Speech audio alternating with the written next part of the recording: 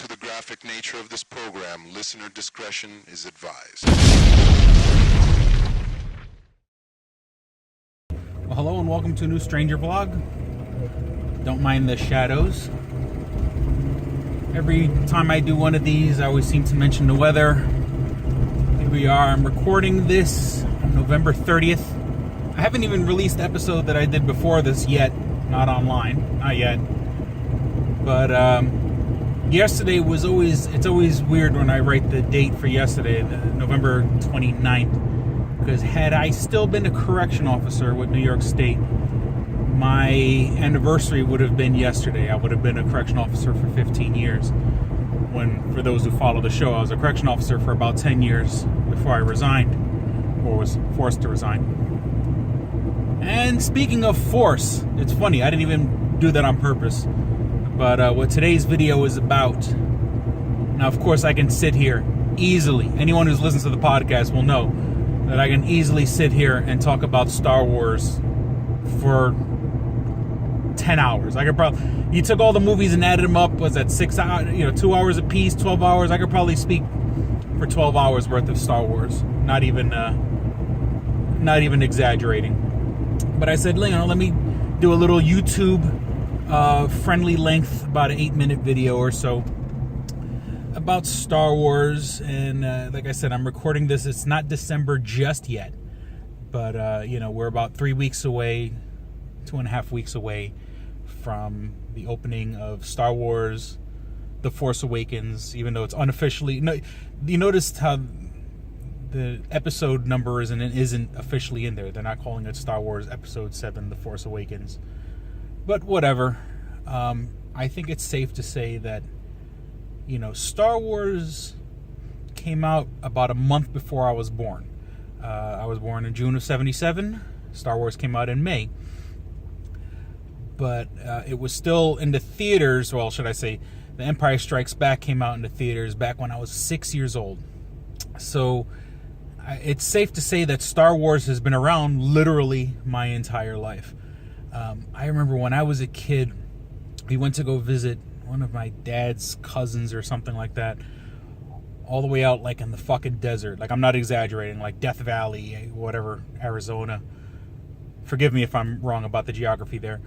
But I guess in one of the, my father's cousin was living so, it's so inexpensive to live out there. I guess to compensate for his kid living out in the middle of fucking nowhere.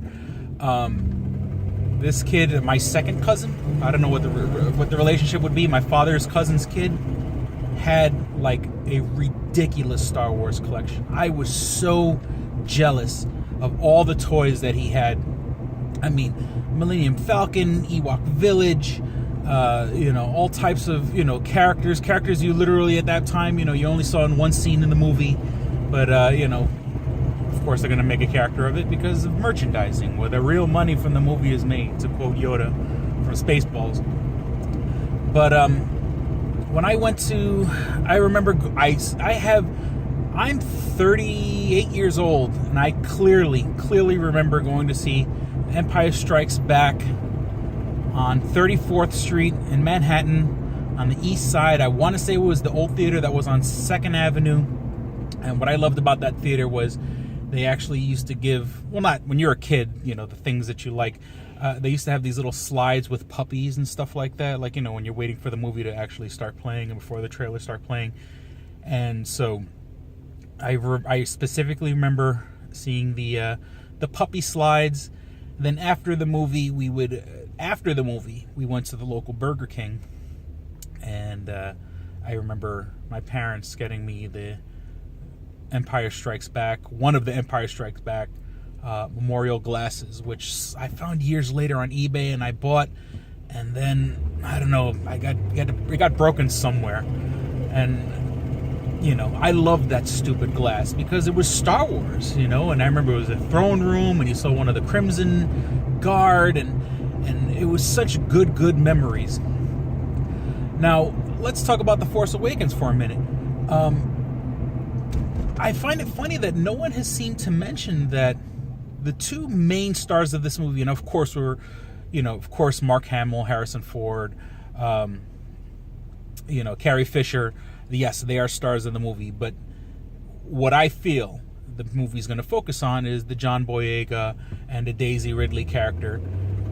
Here we are. The minorities are finally being, not finally, but I mean, they took an extremely popular franchise like Star Wars, and they made two of the main characters basically unrepresented demographics for the past 38 years, where they took one of the main characters and made him black, or they had a black main character. And don't get me wrong, Lando Calrissian was cool as hell, Mace Windu was cool as hell, but they weren't main characters. And I guess another underserved demographic, women. We have the Daisy Ridley character, which I believe, and I'm stealing this from like Collider Movie Talk, or I forgot, it was some podcast, where they said they feel, and I agree with this, that okay, the movie's going to focus on Finn, but that's almost like a red herring. Then it's gonna switch over and really focus on the Daisy Ridley character, mostly because there's more of a connection with her being related to Han Solo or Luke Skywalker or any one of those other characters, the pre-existing characters in the universe. Now I guess you could say, okay, well, we have a black character, we have a female character. Where's the gay character? Well, we always had C-3PO. So I say we as a collective nerd. So, there was that. But you know what? Being a part of another minority, where are all the fat characters? For all the cosplay, this past Halloween and going to New York Comic Con, with all the cosplay, where's the fat hero? The fat guys are always, we haven't been represented well. We had Jabba the Hutt and Porkins. And for those of you who really follow the series, Porkins was the one, he dies in the trench. He says, stay on target, and then he gets annihilated by the TIE fighters. And if I'm wrong, like the real hardcore nerds, if I'm wrong, forgive me. But, there are no fat characters. So I'm really hoping that they introduce a fat positive character. I'm kind of joking, but I'm kind of not. For all the cosplayers out there, for all the fat guys, there's no one for us to play. We can't be Luke Skywalker. We can't be Han Solo without looking like a joke. And I know cosplay is supposed to be all inclusive, but let's be real here. And another thing I kind of wanted to talk about real quick.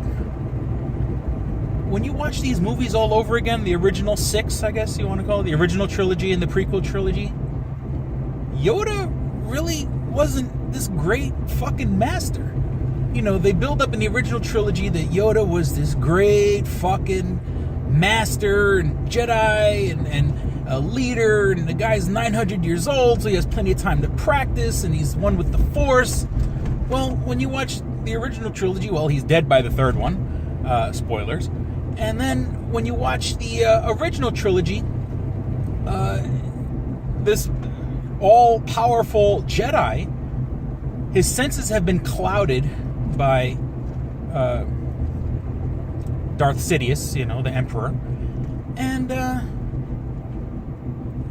when we finally do see like a fight scene, okay, it's interesting, but it's all, you kind of have, it's one of those things we have to kind of watch it in slow motion on the Blu-ray or watch it in slow motion on a DVD, because it's not really a fight. It's him flipping around, doing all types of useless, when you track the actual accuracy of what he's doing, he's really doing a whole bunch of useless flailing around. So when you really go back and watch those trilogy, the original trilogy or the prequel trilogy, you realize that Yoda wasn't all that great. And, sorry for being off camera there for a second. I'm at my destination, people, so thank you for watching the Stranger Vlog. Don't be a stranger.